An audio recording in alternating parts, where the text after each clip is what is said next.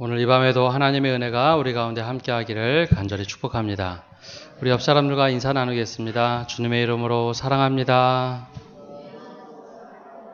또 한 번 인사할까요? 잘 오셨습니다. 네. 우리 지난주 계속해서 신앙의 기초에 대해서 함께 말씀을 나누고 있습니다. 지난주에는 기도에 대한 말씀을 나눴는데요. 기도는 하나님과의 소통입니다. 생명 되신 하나님과 친밀한 관계를 가지려는 신앙의 고백이죠. 세례 요한의 제자들에게 기도를 가르쳐주는 모습을 보고서 예수님의 제자들이 예수님께 우리에게도 기도를 가르쳐 주소서라고 하면서 알려주셨던 것이 주님께서 가르쳐 주신 기도입니다.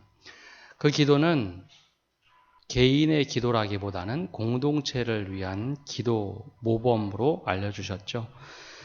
기본적으로 기도는 하나님과의 소통인데, 그렇다면 공동체가 기도할 때 어떤 기도를 해야 하는가, 무엇을 기도해야 하는가, 이 말씀을 하시며 알려주신 것, 그것이 우리가 자주 외우고 기도하는 주기도문입니다.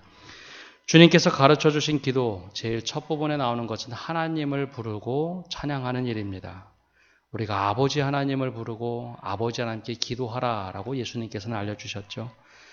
기도의 대상은 분명히 다른 존재가 아니라 아버지 하나님께 기도하라 라고 알려주셨습니다. 그러면서 그 기도의 내용은 하나님 나라를 이 땅에서 어떻게 살아갈 것인가, 하나님 나라를 위한 기도입니다. 이 땅에서 하나님 나라를 위해서 살아가기 위해서 우리에게 필요한 모든 것을 매 순간 간구하라, 즉 일용할 양식을 위해서 기도하라 라고 알려주셨습니다. 또 하나는 하나님의 나라의 가치인 사랑함과 용서함에 대해서 알려주셨죠. 이 기도는 말로만 하는 기도가 아니라 실천으로 하는 기도이기도 합니다.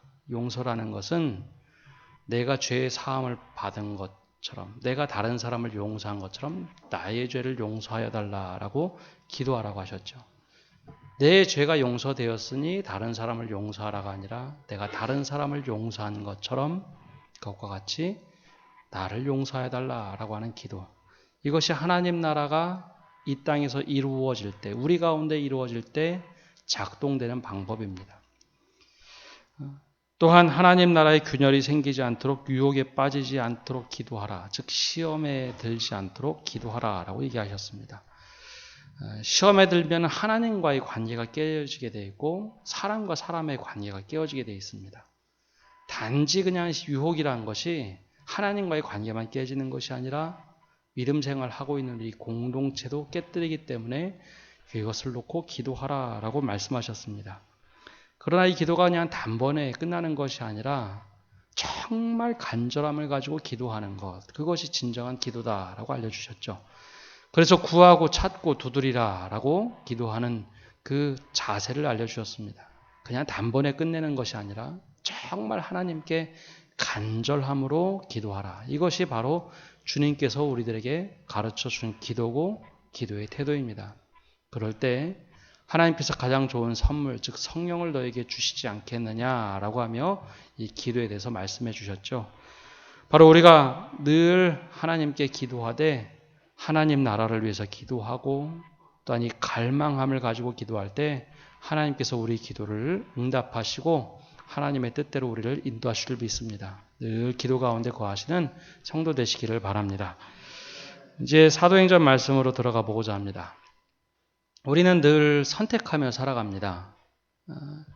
과거에는 선과 악이 뚜렷해 보인 것 같습니다.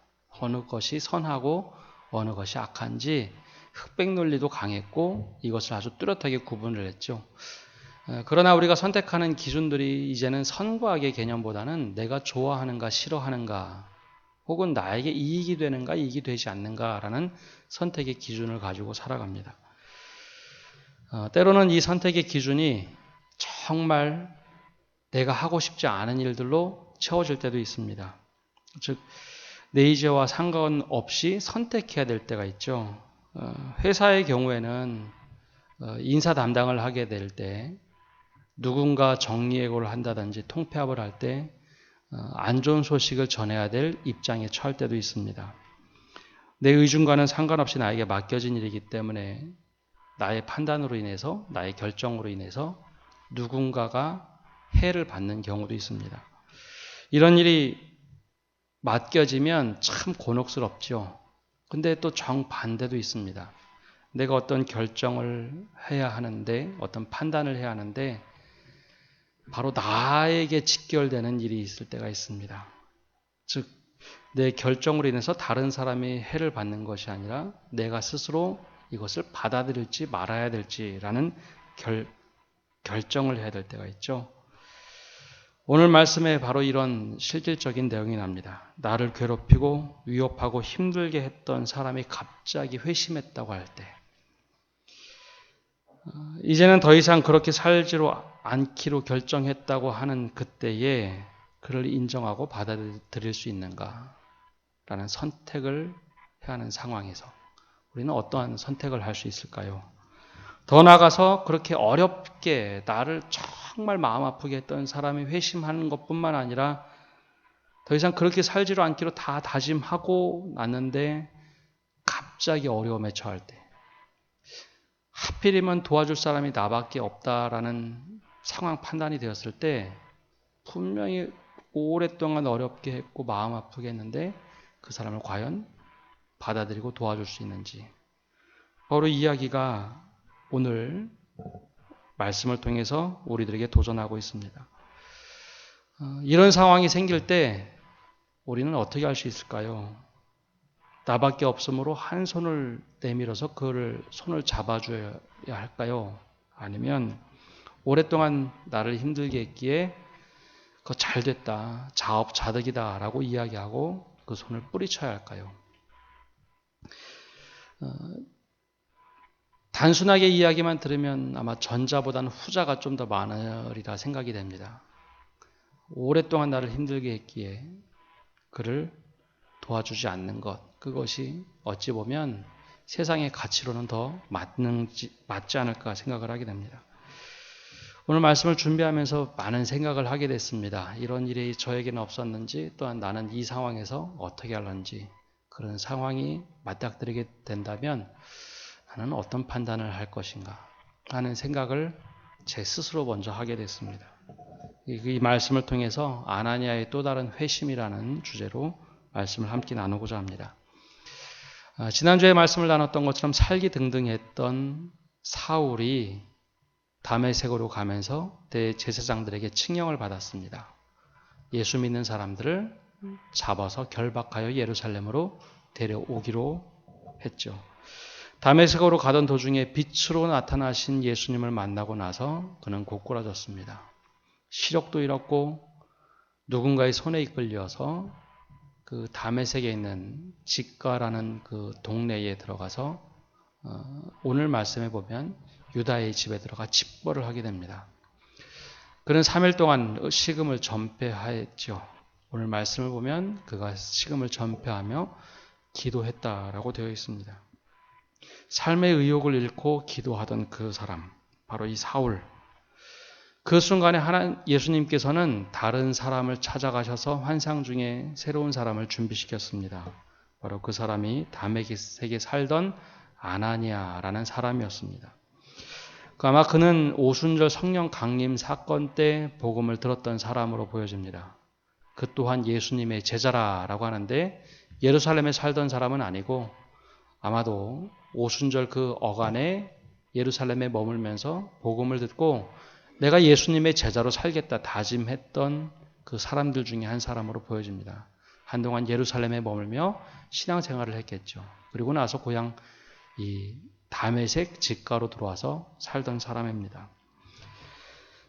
그런 상황에서 예수님께서 이 아나니아를 찾아오셨죠. 아나니아에 대한 사도 바울의 후대에 그를 평가했던 말씀이 사도행전 22장에 나오는데요. 이렇게 기록되어 있습니다. 율법에 의하면 경건한 사람으로 거기 사는 모든 유대인들에게 칭찬을 듣는 아나니아라 하는 이가 그는 다메섹에서 모든 유대인들에게 칭찬을 받던 사람이다 라고 되어 있습니다. 즉 다메섹 지역에서 얼마나 그가 경건하게 살았는지 많은 사람들이 그를 칭찬하고 참 좋은 사람이다 라고 불렀죠. 말씀을 기록했던 누가는 아나니아가 어떤 직업을 가지고 있는지, 신분이 무엇인지, 학력이 무엇인지 어느 것도 밝히지 않습니다. 그저 그는 예수님의 제자라고 말하면서 그는 칭찬을 받았던 사람이다라고 말을 하고 있죠.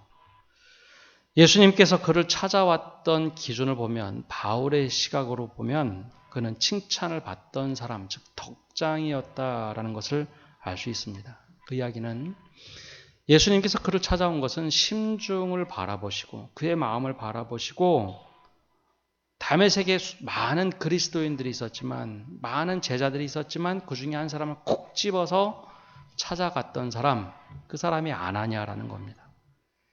내가 이렇게 어려운 일을 시켜도 그 말을 듣고 실천할 사람, 그 사람이 아나니아였다라는 것이죠. 예수님께서는 환상 중에 아나니아라고 부르자 아나니아가 대답합니다. 주여, 내가 여기 있나이다 라고 응답을 하죠. 갑작스러운 부르심이었잖아요. 그는 이야기를 합니다. 주여, 내가 여기 있나이다. 그 말은 사무엘도 수많은 선지자도 그와 같이 대답했던 사람들입니다. 그 말은 네, 제가 들을 준비가 되어 있습니다. 주님, 말씀하옵소서라는 뜻이기도 합니다. 예수님께서 그를 부르시고 아주 독특한 이야기를 하셨습니다. 우리 11절과 12절 말씀 함께 읽어보겠습니다. 주께서 이르시되 일어나 직가라 하는 거리로 가서 유다의 집에서 다소 사람 사울이라 하는 사람을 찾으라. 그가 기도하는 중이니라. 그가 아나니아라 하는 사람이 들어와서 자기에게 안수하여 다시 보게 하는 것을 보았느니라 하시거늘. 아멘. 직가라는 것은 길을, 고든 도로라는 뜻인데요. 우리 대구를 가로지르는 신천대로 가로지르는 이 도로처럼 거기에는 약 1.5km 정도 되는 다메섹의 도로가 있는데 이것을 직가라고 불렀습니다. 이 도로의 폭은 약 15m 정도 됐고요. 그 옆에는 회랑들이 이렇게 쭉 서 있는, 기둥들이 쭉 서 있는 아주 화려한 도시였습니다. 우리가 다메섹 그러니까 잘 감이 오지 않는데요. 유럽에 있는 여러 도시들 중에 다마스커스라는 단어를 들으면 우리가 금방 떠올립니다. 이 도로는 도로의 대단히 요충지였고 고대의 10대 도시에 들어가는 지역이기도 합니다. 그 중에 도로를 관통하는 이 직선 도로니 얼마나 화려한 도로겠습니까? 그 거대한 도로는 옆으로 작은 골목들이 있었는데 그곳에 유다의 집이 있었죠. 유다의 집에 한 사람이 머물고 있는데 그 사람이 바로 다소 출신 사울이다라고 알려주었습니다. 이 사울이라는 이름이 워낙 흔했기에 다소 출신 사울을 찾아가라라고 하셨죠. 이 말로 봐서는 아나니아와 이미 유다라는 사람은 알고 있던 사람들인 것 같습니다. 유다의 집을 쉽게 찾아갈 수는 없을 텐데 예수님께서 유다의 집으로 찾아가라. 그러자 그 이야기를 들을 때 아마 아나니아가 깜짝 놀랐을 겁니다. 사울이라는 이름이 들렸기 때문이죠. 사울이라는 이름을 듣고 그리고 예수님께서 하신 말씀, 그가 지금 기도하고 있다라는 이야기에 좀 이상하다고 느꼈을 겁니다.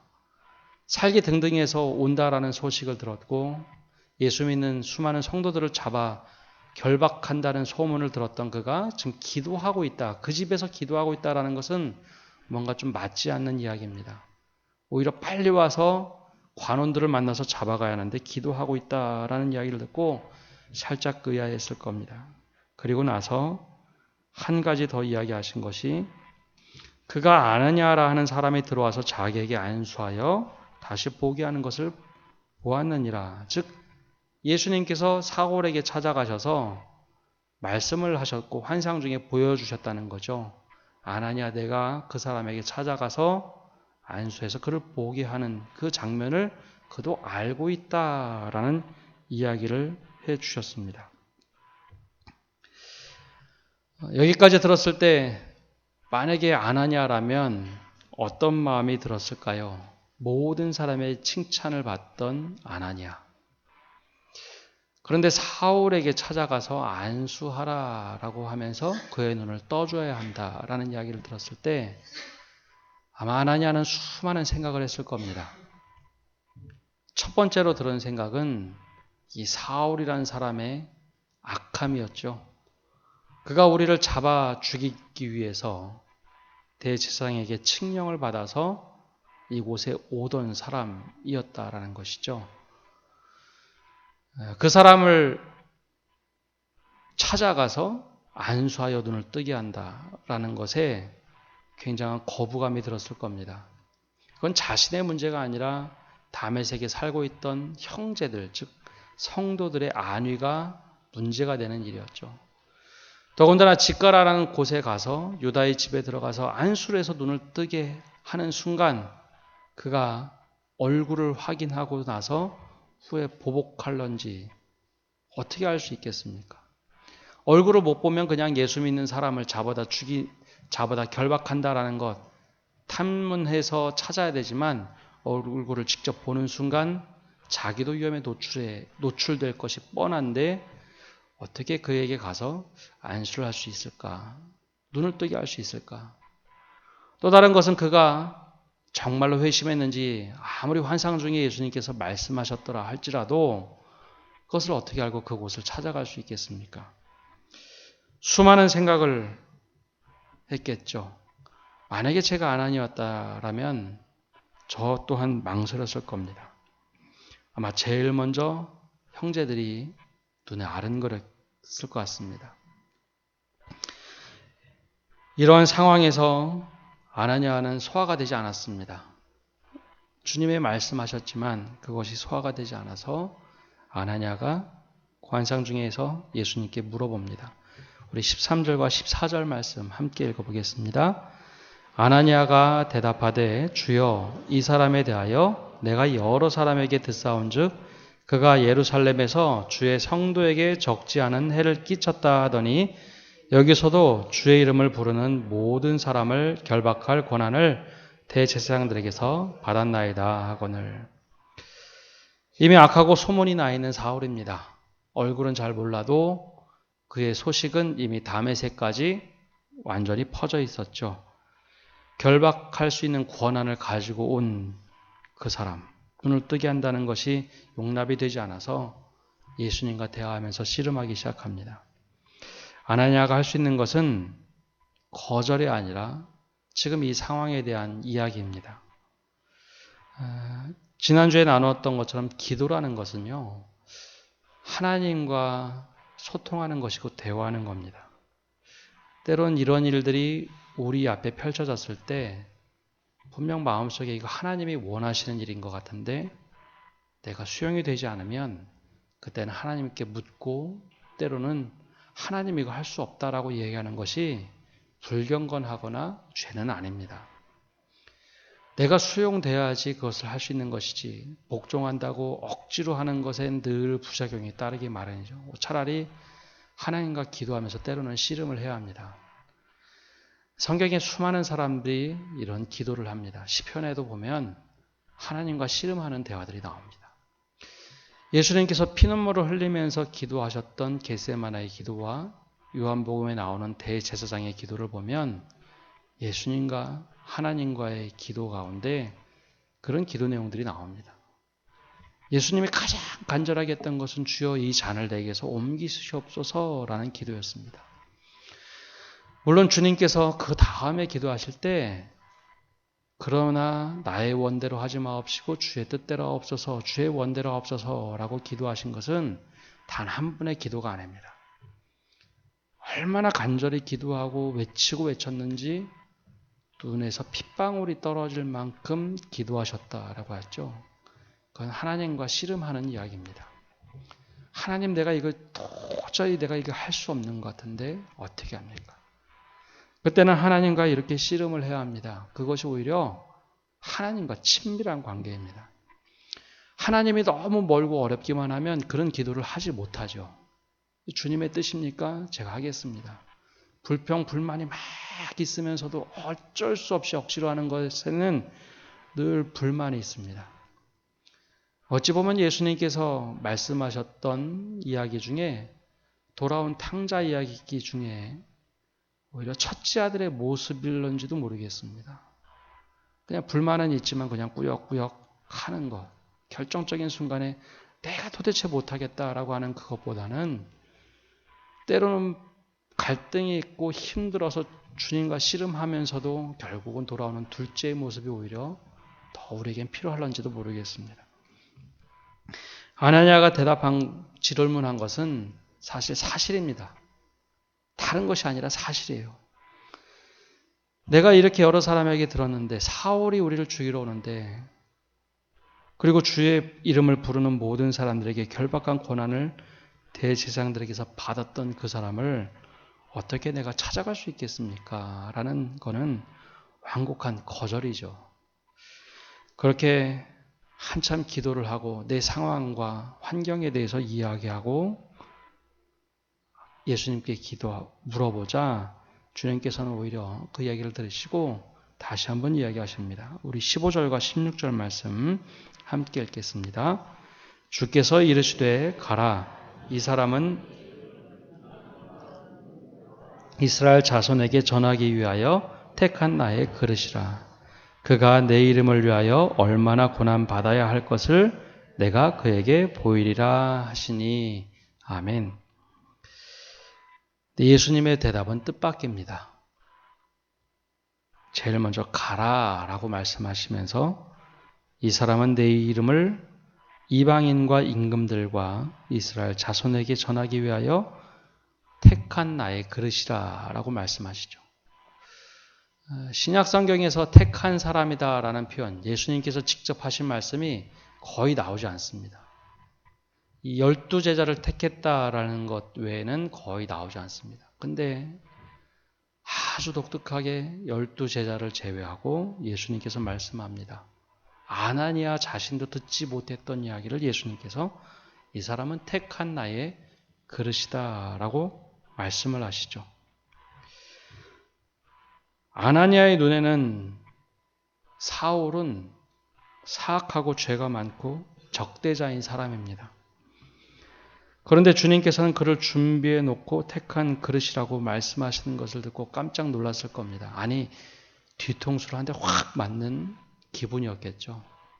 야, 저희가 와서 우리를 잡아가려고 하는데 주님께서는 그를 택한 그릇이다 라고 말씀하셨으니 가치관에 대단히 혼란이 왔을 겁니다. 실제로 후에 사울은 이 말씀처럼 그대로 이루어집니다. 이방인과 이방 임금, 즉 로마 황제 앞에 가서 복음을 들고 전했던 사람이고 이스라엘 백성에게 끊임없이 핍박을 받고 고난을 받으면서 그들에게 복음을 전했던 사람으로 살아갑니다. 그리고 예수님께서 말씀하신 것처럼 그가 내 이름을 위하여 얼마나 고난받아야 할 것을 내가 그에게 보이리라 말씀하셨는데 사도 바울만큼 그렇게 많은 매를 맞고 죽임을 당할 뻔한 사람도 거의 없었습니다. 물론 모두가 순교를 하지만 사도 바울처럼 그렇게 혹독한 일을 당한 사람도 거의 없었죠. 바로 아나니아에게 말씀합니다. 내가 그를 택한 사람으로, 택한 준비한 그릇으로 만들어놨다. 즉 내가 그에게 말씀으로 다가가고 말씀을 그가 충만하게 받아서 그것을 퍼나를 사람이 되었다, 준비되었다라고 말씀하시죠. 아나니아가 더 이상 반문을 하지 못했습니다. 주님께서 원하시는 일이 때로는 우리의 상상 밖에 있는 일이 있을 때가 있고 내가 수용하지 못하는 어려운 일을 주님께서 요구하실 때가 있습니다. 내 판단과 기준으로는 절대 용납할 수 없는 것을 주님께서 요구하실 때 그때 우리는 어떻게 할 수 있을까요? 구체적인 예수님의 뜻을 듣고 난 후에 다시 한번 우리에게 적용하면 우리가 아나니아라면 그때 우리는 어떻게 하겠습니까?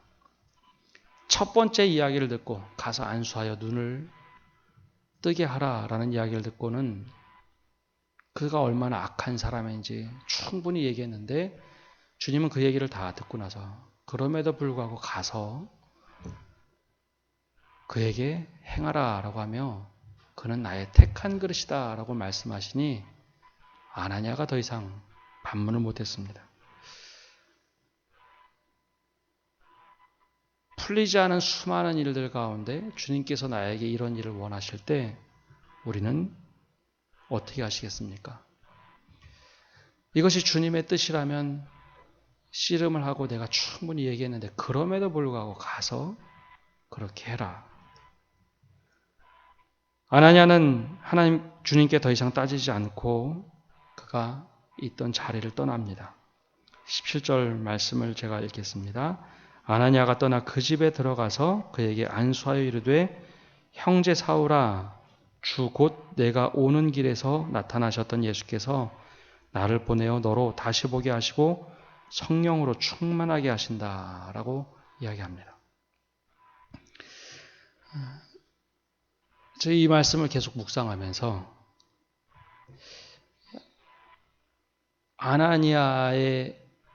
아나니아가 사울에게 하는 호칭이 바뀌었다라는 것이죠. 정말 가기 싫어했던 아나니아가 사울을 찾아갑니다. 그리고 그의 집에 가서 그에게 안수하면서 이야기합니다. 형제 사울아. 그 전까지만 하더라도 사울은 절대 형제라고 할 수 없는 사람입니다. 나뿐만 아니라 모든 예수 믿는 공동체, 즉 교회를 핍박하던 자였고 직접적으로 나를 해하려 하는 사람이었는데 그에게 가서 형제 사울아라고 이야기합니다. 주 곧 내가 오는 길에서 나타나셨던 예수께서 나를 보내어 너로 다시 보게 하려고 성령으로 충만하게 하셨다. 여러 번 읽으면서 사실 마음에 좀 뭉클함이 있었습니다. 형제 사울아라는 이야기가 이게 쉽게 나오는 이야기가 아닙니다. 아마 굉장한 갈등에 있던 분들에게 이 표현을 한다는 것 자체가 어려운 말입니다. 나를 죽이려 했던 그에게 가서 형제라고 하는 것 정말 마음에 회심이 있지 않고는 절대로 할 수 없는 말을 아나니아가 하게 되죠. 형제 사울아. 아나니아가 참 대단한 믿음을 가지고 있던 사람입니다. 모든 사람에게 칭찬받던 그가 절대 용납할 수 없는 사울에게 찾아가서 형제 사울아라고 이야기합니다. 그리고 나서 모든 그에게 할 수 있는 축복을 다 해줍니다. 즉시 사울의 눈에서 비늘 같은 것이 벗겨지고 다시 보게 되고 이제는 사울이 오히려 일어나서 세례를 달라 해서 세례를 받게 되죠. 그리고 이제는 금식했던 모든 것을 풀고 음식을 먹고 강건해졌다라고 오늘 말씀에 나오고 있습니다. 아나니아가 만약에 여기서 예수님의 뜻을 거절했다면 사도행전의 역사가 어떻게 흘러갔을까요? 실제로 이 다음에 나오는 말씀들을 자세히 보면 아나니아는 그렇게 호의를 베풀었지만 많은 교회의 형제들, 즉 성도들은 이것을 쉽게 받아들이지 못했습니다. 예루살렘 교회 역시 쉽게 받아들이지 못했습니다. 그러나 아나니아가 첫 발을 그가 내딛는 순간 많은 이들이 받아들이지 못했지만 동시에 또 받아들였던 바나바도 생겨났고 사울을 보호해주던 사람들이 일어나기 시작합니다. 즉 선순환이 일어나기 시작했다는 것이죠. 아나니아가 만약에 여기서 거절했다면 이것은 선순환이 아니라 악순환으로 반복됐을 겁니다. 저가 우리를 죽이던 사람인데 저가 눈을 못 떠야 된다. 차라리 영원히 실명자로 남아야 된다라고 했다면 사도행전의 역사는 전혀 달라졌을 겁니다. 그런데 아나니아는 주님의 말씀을 듣고 정말 심한 스스로의 갈등이 있었고 번민이 있었겠죠. 나를 해하려 하던 사람인데 주님의 말씀을 듣고 반문을 하고 주님과 씨름을 합니다. 또 주님의 말씀을 듣고 그리고 나서 결정하고 가서 형제여라고 부르면서 그가 선순환의 구조를 만들게 되죠. 사도행전의 수많은 역사들은 선순환의 역사들이 훨씬 더 많이 나타납니다. 해한 사람들을 품에 안고 끊임없이 끌어안았던 모습. 그래서 사도 바울이 자신을 맞이해 주었던 그러한 은혜를 받고 예수님의 사랑을 받아보았기 때문에 고린도 교회 편지를 보낼 때도 또 수많은 서신을 보낼 때도 자기들에게 헤아려 하는 사람들을 끌어안으라는 표현을 참 많이 씁니다.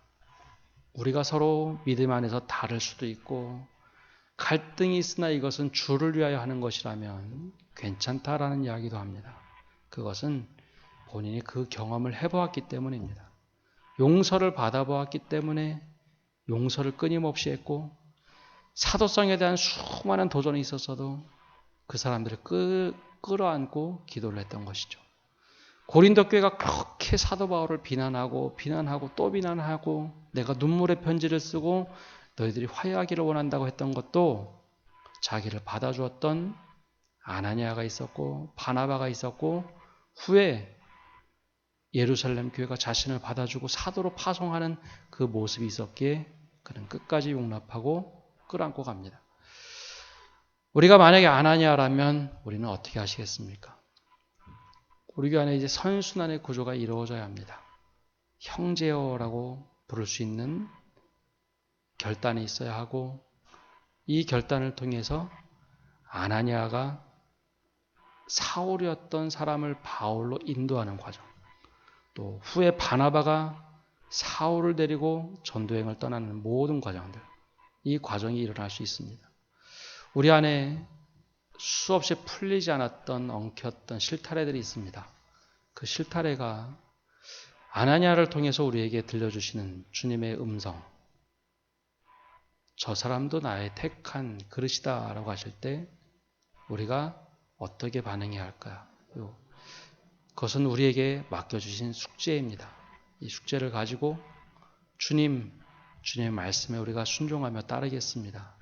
그 고백을 할 수 있는 우리 성도 여러분 되시기를 바랍니다. 우리 함께 기도하겠습니다.